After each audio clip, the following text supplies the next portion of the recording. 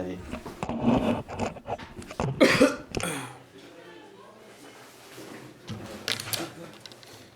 Ça, c'était pourquoi déjà? Je sais même plus. Ah oui, je suis une norme. Faut que je note. Sinon, je vais oublier.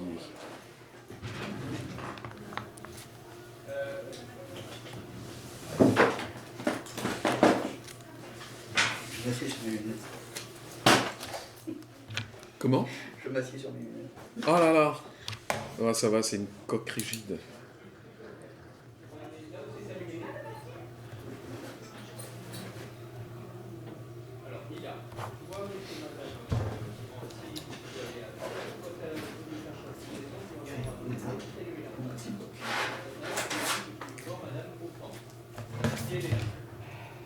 C'est avec vous qu'il y a eu un souci avec un élève, Sahel.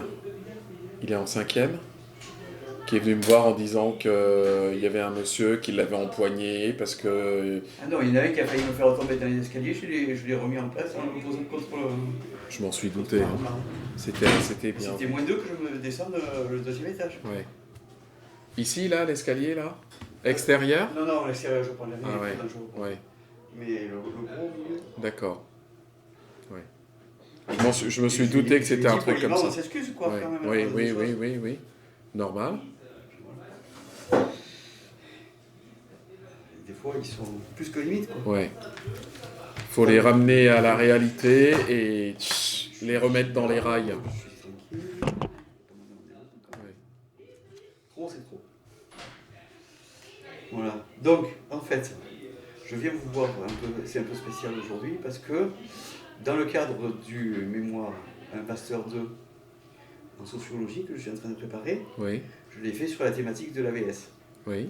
Et dans le cadre de cette formation, on est amené à faire des entretiens avec des confrères. En tout cas, c'est l'approche que j'ai. D'accord. Les confrères, de façon à identifier le plus possible comment on est perçu et comment nous, on perçoit notre métier. Comme au cours d'une discussion assez rapide, vous m'aviez évoqué le fait que vous aviez été AVS, Oui. j'ai trouvé particulièrement intéressant le AV, puisque ça suppose que vous l'avez été. Oui. Et donc, Succinctement. On a été. Oui. Et donc, ça éclaire mon regard sur. D'abord, vous êtes pas un tout jeune, donc, parce qu'il y en a beaucoup des confrères qui sont très jeunes. Oui. Et donc, vous avez déjà eu une expérience. Vous pourrez peut-être m'en parler un peu. Oui. Qu'est-ce qui vous a amené à être AVS? Oui. Comment vous l'avez vécu? Oui. Et maintenant que vous êtes de l'autre côté de la barrière, qu'est-ce que pour vous c'est un AVS? Voilà. En gros, la thématique que j'aimerais qu'on puisse aborder. D'accord. Voilà. Au moins une première fois, si je m'en sors bien dans mes notes et que tout va bien, après on pourra se reparler, mais voilà, ça ne sera pas nécessairement dans le cadre de cet article-là pour cette année. Et sinon, on reviendra sur 2 ou 3 petites questions qui sont un peu en contradiction ou en complément de ce que disent mes confrères et qui n'est pas nécessairement mon regard sur la profession.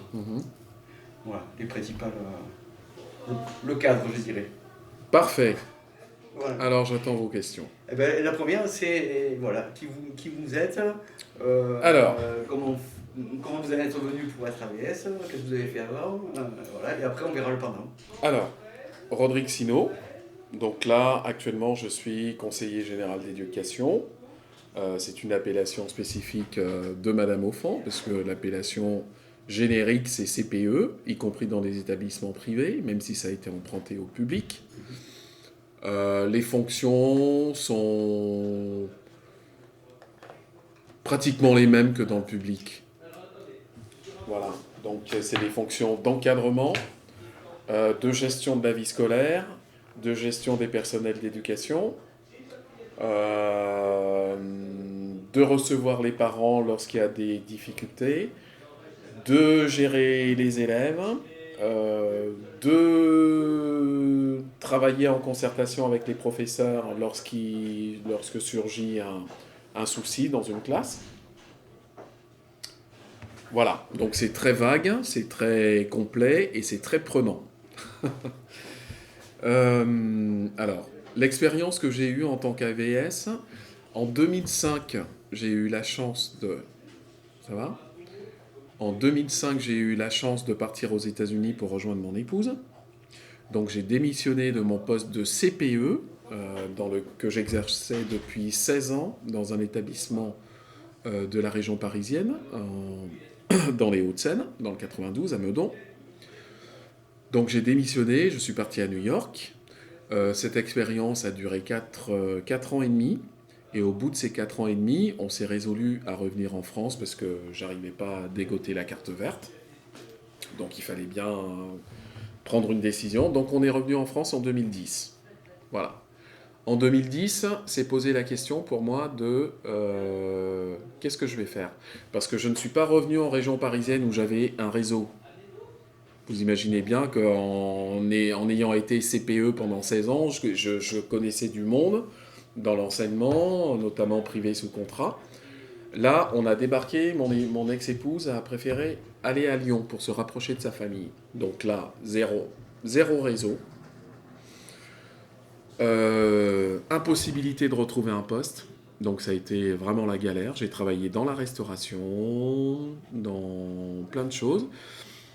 Et puis, j'ai une voisine qui m'a dit « Mais par rapport à ton profil, Rodrigue, moi je te verrais bien. Pourquoi est-ce que tu ne ferais pas AVS ? Parce que ça recoupe un petit peu tout ce que tu aimes, c'est-à-dire l'altruisme, s'occuper des autres et venir en aide à des gamins qui ont des handicaps, alors qui vont de 1 à 10, hein, on ne choisit pas vraiment, et être utile, en fait.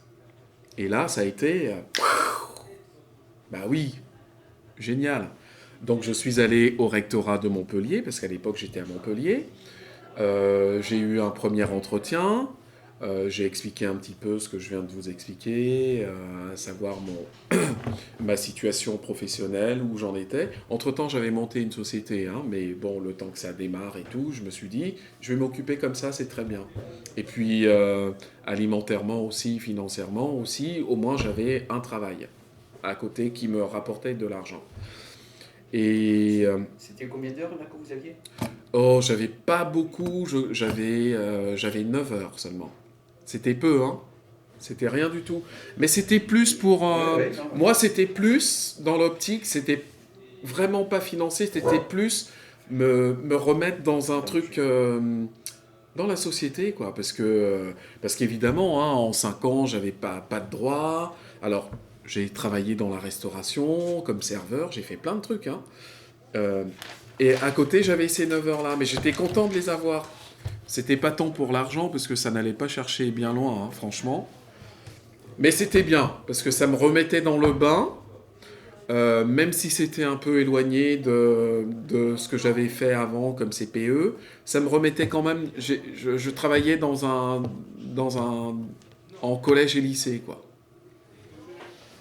C'était votre objectif, retourner sur le collège ou le lycée. C'est ça que je voulais. Je voulais remettre un pied dedans, peu importe le moyen, et j'ai bien fait parce que ça a toujours été ma tactique.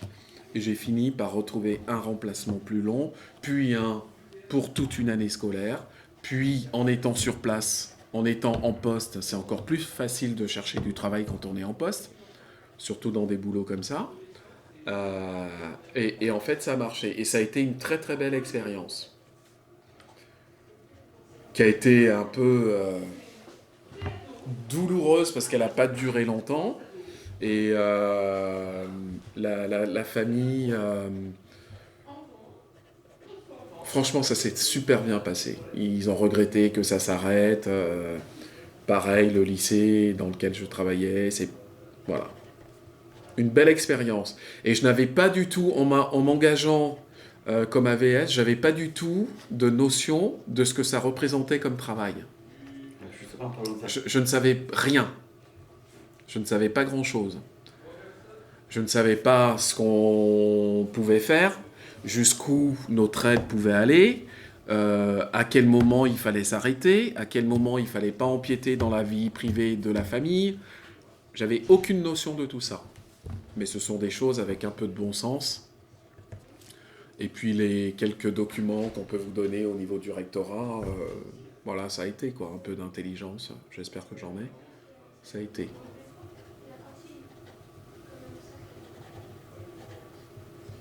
Et quelle difficulté il avait, l'enfant, ou les enfants que vous aviez suivis? Il avait une hémiplagie côté droit. Donc pas de possibilité d'écrire. Donc c'était physique, hein, c'était pas du tout mental. Et donc là, vous étiez le stylo pour lui? Oui. J'étais son stylo, mais j'étais aussi son... Comment dire? Son camarade, parce qu'on pouvait échanger, en plus je connaissais bien le métier, je pouvais le conseiller sur telle ou telle chose. Excusez-moi. Arrêtez. C'est pas grave. C'est Madame Tige qui est passée. Il a peut-être un truc à lui demander.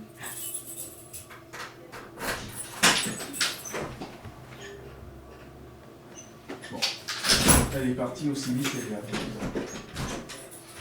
Ça ne devait pas être super important. Voilà, donc j'étais sa plume, et puis j'étais son compagnon de collège, quoi. Et il était en quelle classe? 4e.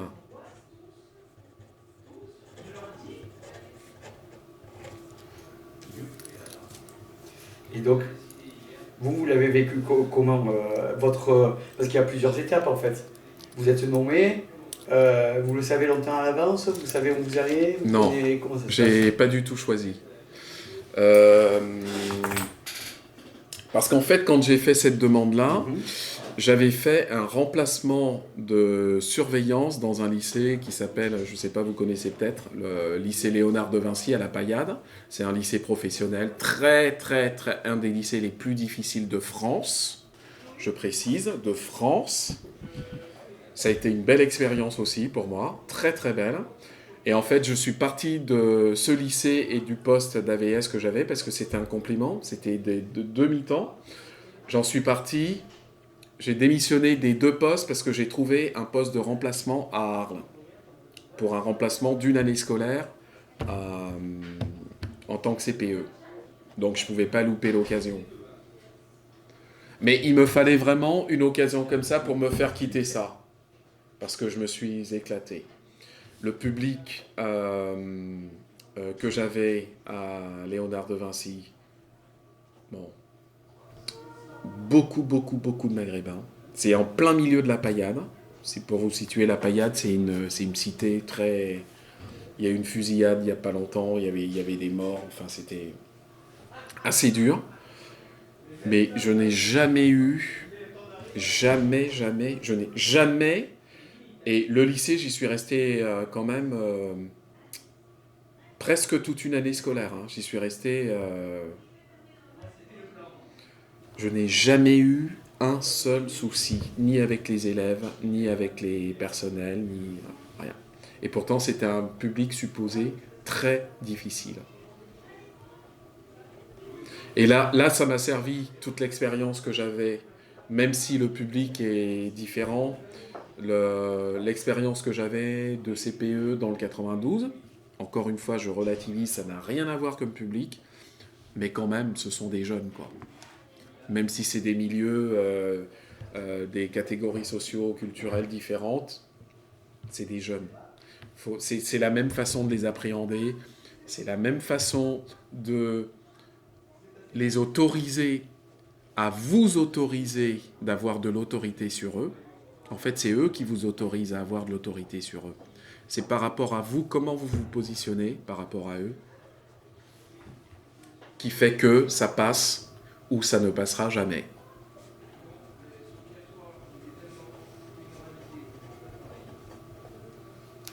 Voilà, donc ça s'est très bien passé.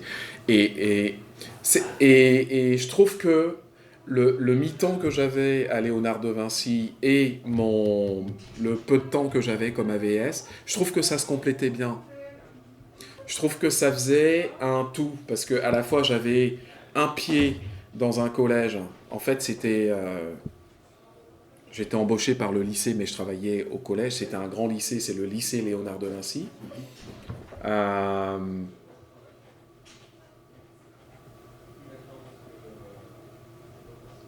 Ça se complétait avec ce que j'avais à faire en tant qu'AVS, qui était plus social, plus... comment dire ? Ouais, j'ai bien aimé l'attachement qui peut se créer, le lien qui peut se créer avec le jeune que vous accompagnez, avec la famille aussi, avec la distance qu'il faut, bien sûr. Mais franchement, moi, ça m'a nourri, ça m'a enrichi, vraiment. Et même maintenant, très longtemps après, c'est quelque chose qui est toujours à côté de moi. C'est une très très belle expérience, une des plus belles expériences que j'ai vécues dans l'éducation. Parce que de la part de ce jeune, il y a une attente. En fait, il se remet un petit peu à votre aide, à votre bonne volonté. Et quand ça se passe bien, bah, c'est juste magnifique, quoi. Quand ça se passe bien, il y a, il y a un respect, on est le grand frère, on est le... Et puis pour la personne qui est AVS, ben, c'est le côté gratifiant, se sentir utile et, et se dire qu'on est là pour une cause, quoi. Pas seulement un métier, mais aussi si on aime le côté social, si on aime s'occuper des autres, si on aime les gens, bah, c'est un peu comme si on faisait, je sais pas, des heures. Là, je vais m'inscrire à la Croix-Rouge pour faire des maraudes. Bah, pour moi, ça équivaut un peu à ça, quoi. C'est de l'ordre du don de soi, quelque part. Il y a quelque chose. Alors après, je veux pas rentrer. Moi, je suis catholique, je suis croyant. Pour moi, il y avait de ça. M'occuper de mon prochain aussi. Voilà. Et je perçois toujours un peu mon travail comme ça. J'ai l'impression que je veux pas trop rentrer dans le côté métaphysique, hein, mais moi j'ai l'impression que moi dans mes prières, je demande toujours à Dieu de me donner la lumière, la force, de prendre les bonnes décisions, d'avoir la justesse vis-à-vis des jeunes qu'il me confie, qu'il nous confie, et être juste, être là pour eux, les accompagner, les faire grandir, et puis qu'on soit un petit bout de quelque chose sur leur chemin. Voilà, pendant un temps. Après, d'autres prendront le relais, et d'autres ont eu le relais avant moi, avant nous. Moi, c'est vraiment comme ça que je vois les choses. Voilà.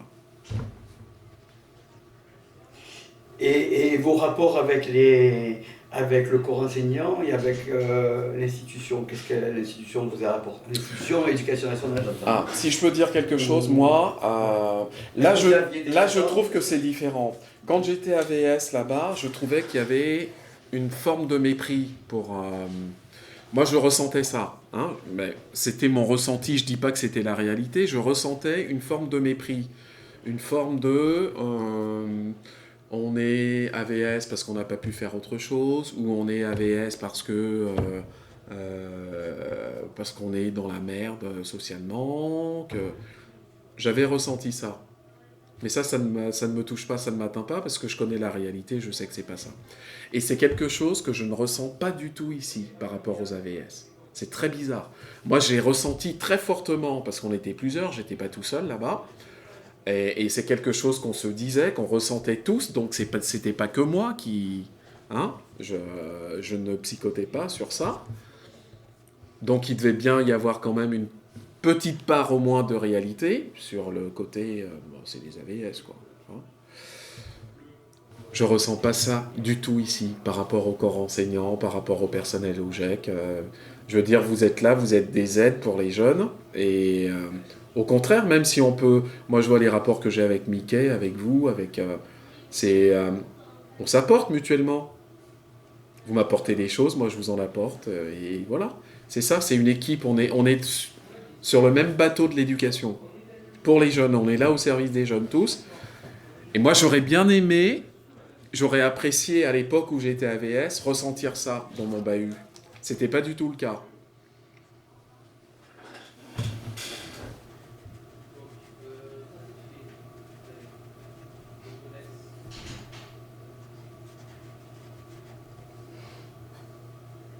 Et ça c'était un rapport que vous ressentiez de la part de l'institution sur le volet administratif et du côté des enseignants? Pas sur le côté... Du côté du rectorat, je ressentais pas les choses comme ça.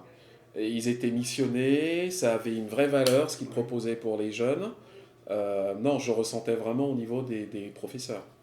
Les professeurs qui méprisaient, Ah non, pas du tout de l'institution, au contraire. Hein. Ils étaient... non, ils étaient adorables. Ils étaient là à s'intéresser pour, à chaque fois que j'avais l'occasion, parce qu'à un moment, je voulais augmenter mon nombre d'heures, parce que 9 heures, ça n'allait pas chercher bien loin. Mais c'était pas évident, parce que c'est quand il y a de la place, hein, c'est pas comme ça. Donc j'y suis allé régulièrement, et ils s'intéressaient vraiment comment ça se passait. C'était pas du tout méprisant, au contraire, loin de là. Vraiment. Par contre, au niveau des profs, mais jamais ils sont intéressés. Alors que ici, j'ai l'impression que certains profs, alors je dis pas tous, hein, certains profs s'intéressent quand même à votre fonction, à ce que vous faites.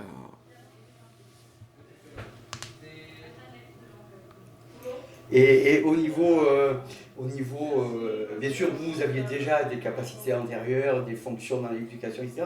Mais par rapport à ne serait-ce que la prise de poste, est-ce que l'institution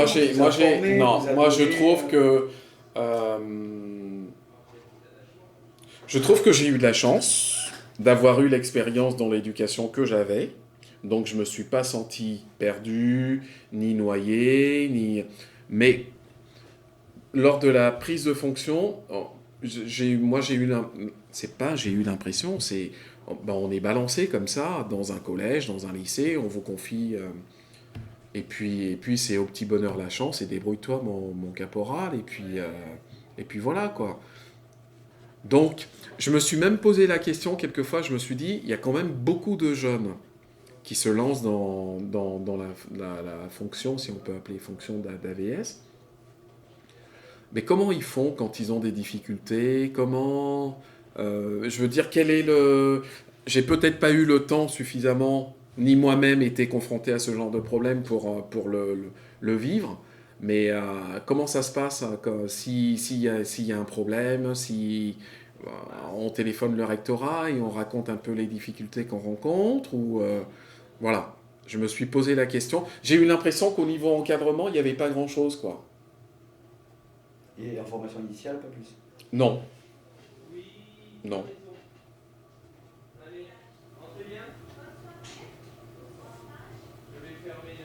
Et quand vous étiez en activité? Alors, j'ai eu l'impression quand j'ai passé le premier entretien, ils mettent beaucoup de temps à vous donner une réponse, donc je suppose qu'ils font une enquête Oui, bah heureusement. C'est ce que je me suis dit, vu le temps qu'ils ont mis à me répondre, je me suis dit, et c'est normal, on touche à de l'éducation, en plus ça peut être des enfants handicapés, il ne faut pas que ce soit des tordus qui viennent s'occuper d'eux, etc. Mais en dehors de ça, voilà. Je trouvais qu'il n'y avait pas vraiment de structure ou...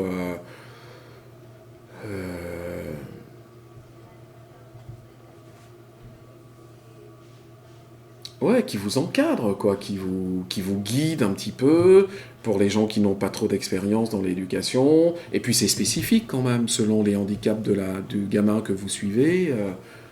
Il y a des spécificités.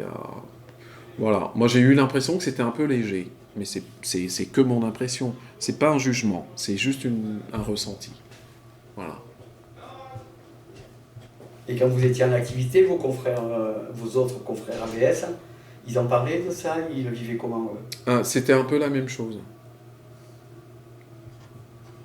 Dans mon souvenir, c'était un peu la même chose, un peu livrés à eux-mêmes. D'ailleurs, c'était bien qu'on en parle entre nous, parce que c'était une aide.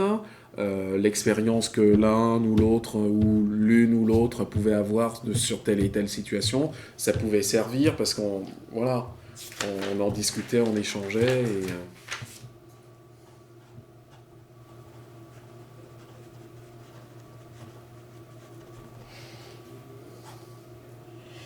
Et pour prolonger un petit peu cette réflexion, la terminologie globale, elle a changé. On est passé de l'insertion à l'inclusion. Est-ce que ça évoque quelque chose pour vous? De l'insertion à l'inclusion? Dans les textes.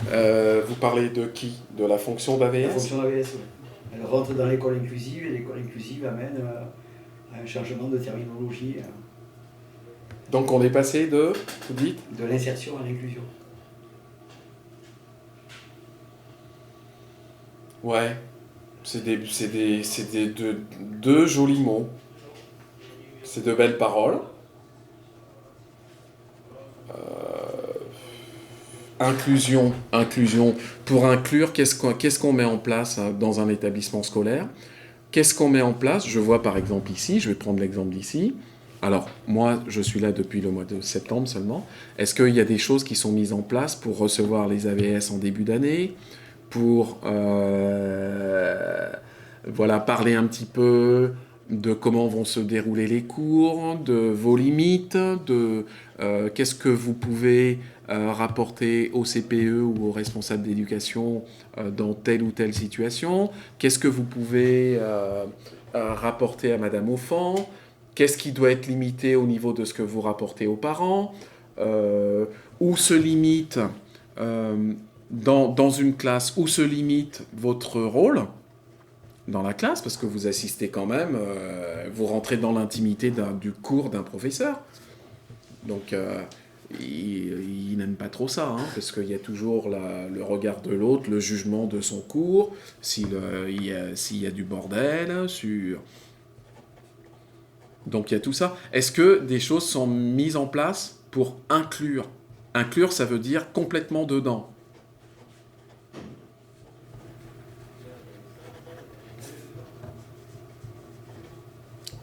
Est-ce qu'on peut considérer que les AVS sont complètement dedans ? Honnêtement, je ne pense pas. En tout cas, s'ils le sont, c'est ponctuellement.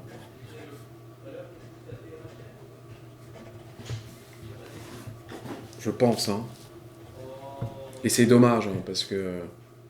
Moi, le travail qu'on fait, là, ça me fait penser à quelque chose, à des choses à mettre en place, peut-être, pour l'avenir. J'arrive, moi, septembre. J'en profite. Oui. Oui, des choses à mettre en place. Moi, je pense que pour nos élèves qui ont besoin d'un accompagnement d'AVS, je pense qu'il y a un travail à faire, un travail d'équipe. Alors, moi, j'ai pas forcément mais ça s'apprend. Il y a des structures, il y a des organismes qui peuvent apporter les outils de réflexion, sur comment travailler ensemble de manière intelligente et de manière la plus profitable pour le jeune. On voit bien des jeunes qui sont dans un foyer, dans un centre. Comment être amené ? Là j'ai reçu plusieurs fois des éducateurs et tout, ça se passe bien, parce que j'ai l'habitude de travailler avec des éducateurs, des centres, des foyers, Mais même là, j'ai bien vu que les rapports sont... c'est délicat, quoi. Donc, moi, je verrais bien mettre quelque chose en place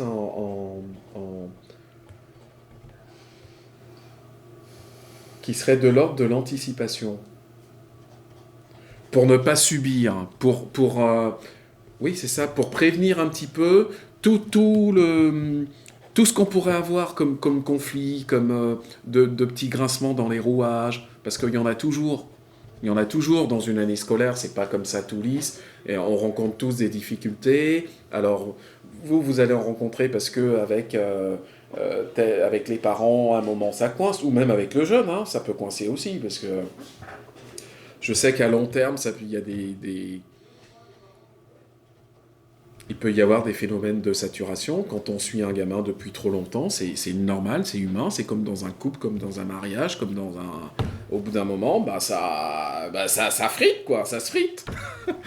Donc, justement, c'est réfléchir à tout ça.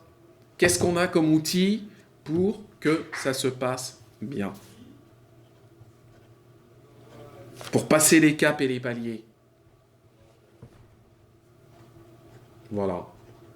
C'est juste une réflexion comme ça. Je ne sais pas encore quoi, quelle forme ça peut prendre, quels outils on peut utiliser. Les outils, je sais qu'il y en a. Par le rectorat, je sais qu'ils ont de la doc, voilà. Ça peut passer aussi par la formation. Moi, alors, pour l'instant, j'arrive.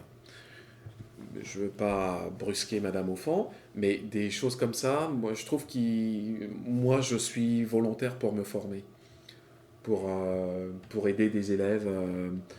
On en plus, on a la chance d'avoir des élèves qui ont ce genre de difficultés. Si on les accepte, c'est qu'on veut les aider, et si on veut les aider, il faut les aider bien et mieux. Donc, si on est formé, c'est encore mieux. C'est comme pour le harcèlement ou des choses comme ça, mais c'est pareil. Voilà, on a besoin de se nourrir pour aider. Voilà.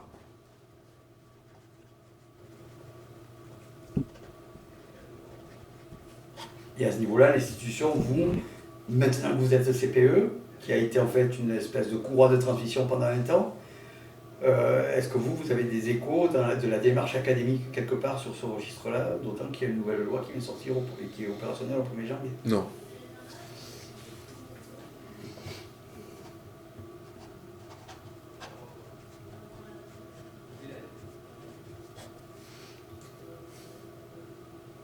Sous réserve que Madame Diche, qui jusque-là jouait le rôle du CPE, du responsable pédagogique, de tout, peut-être qu'elle en a. Il faut que je vois avec elle. Peut-être qu'elle en a. Et Madame Diche, elle a la fonction de... Madame Diche est responsable de l'orientation et responsable de la vie scolaire. En fait, elle faisait tout ici. Je ne sais pas comment elle faisait, Madame Diche. C'est... Oh, je ne sais pas comment... C'est encore un autre problème. Oui, mais moi je suis admiratif. Avec ses cas, elle est top. Hein. Elle en a eu. Pour boucler ce premier entretien, je ne veux pas vous retenir trop longtemps quand même, parce que si c'était moi, je serais à peu près sur le même volume que le vôtre. Mais bon, quel futur? Vous qui avez été AVS et qui avez quitté la fonction, vous avez un regard miroir. Oui. C'est d'autant plus intéressant pour moi. Mais et quel futur vous voyez à ce... Alors, est-ce que c'est un métier? Est-ce que c'est une profession? Est-ce que c'est quelque chose en devenir? Est-ce que c'est une rustine qu'on met sur une chambre à air crevé? Bah non, moi je trouve que c'est moi je trouve qu'on ne met pas assez le paquet sur le métier d'AVS. Quand on pense qu'on a en France énormément de retard, alors faut pas tout mélanger, hein, mais moi j'ai une très bonne amie qui a un frère qui est autiste. C'est juste une catastrophe, quoi. Il n'y a aucune structure d'accueil, il y a rien. Et on le voit, il y a des associations qui se créent parce que l'État, le gouvernement ne fait pas grand-chose pour... voilà. Et je trouve que ça touche un petit peu le registre de l'AVS. C'est quelque chose qui peut être développé, qui peut être accentué, où on peut encore mieux former les AVS pour qu'ils puissent aider peut-être même des jeunes encore plus en difficulté dans les handicaps. Et pour l'instant, c'est pas le cas. Je trouve que c'est... Ouais, on fait le minimum, quoi. Voilà, on fait le minimum. Il y a des accompagnants. Mais je trouve que les accompagnants ne sont pas... Je trouve qu'on n'est pas assez dans la professionnalisation de l'AVS. Et ça devrait être des professionnels de l'éducation, du handicap, enfin de tout ça, quoi. Parce que ça ne s'invente pas. On ne peut pas s'improviser. Tout le monde ne peut pas être AVS. Ça demande des qualités propres au métier, des qualités d'écoute, d'instinct, de ressenti, de tact,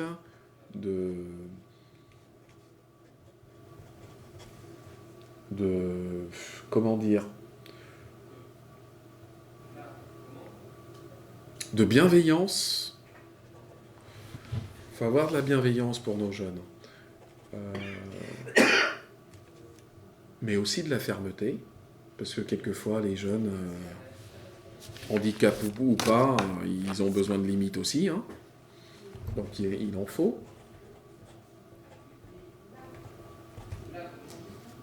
Et voilà. Merci beaucoup pour cette première phase. Merci bien. De rien, avec plaisir. J'espère que je vous ai apporté.